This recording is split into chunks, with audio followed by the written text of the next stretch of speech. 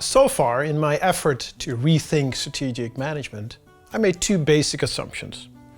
The first one is a company is a complex adaptive system, and the second one is the purpose of a company is to create value as an ongoing endeavor. Now clearly this purpose also means that there is such a thing as useful and not useful thinking. Ultimately, it comes down to choosing among different courses of action for value creation. And the psychological core of this process is judgment.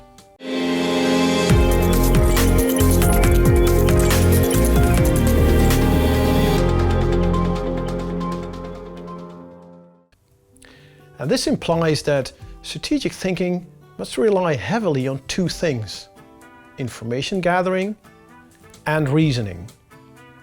And both activities must follow norms for what constitutes good or bad strategic thinking.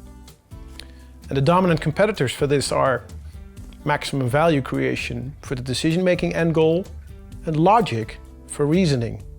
Now I thought about this for several years, and it made me decide to investigate the rational decision-making process itself.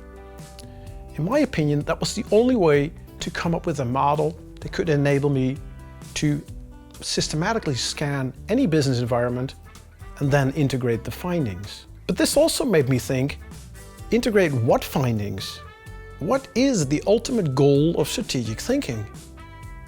Is it having a good outcome? Is it the decision itself? And I knew if we wanted to discuss this, we first had to look at execution, because that is more likely to have an impact on the outcome of a decision than the decision itself. However, execution succeeds decision-making. It is not part of it. And we must be very clear about that. Now then the question remains, what is the goal of strategic thinking? And here's my third assumption. It is not the decision, but it is being prepared for decision-making. But why is this distinction between seeing decision-making as the end goal or being prepared for decision-making as the end goal so important? Well, first of all, if the decision were the end goal, then we would also have to have alternatives to choose from. And reason is certainly likely to inform such an activity, but coming up with alternatives usually does not result from any process that is completely rational.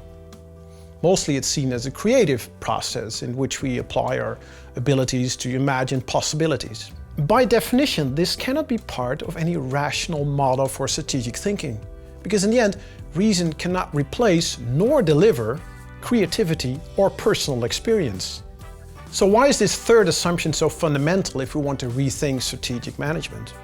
Well, it is because it implies that we must focus on developing our skills for obtaining and integrating ever greater knowledge about the company, the industry, and the market. And I've developed the model that shows you all the questions to ask and how to answer them, so I'm able to teach you exactly that.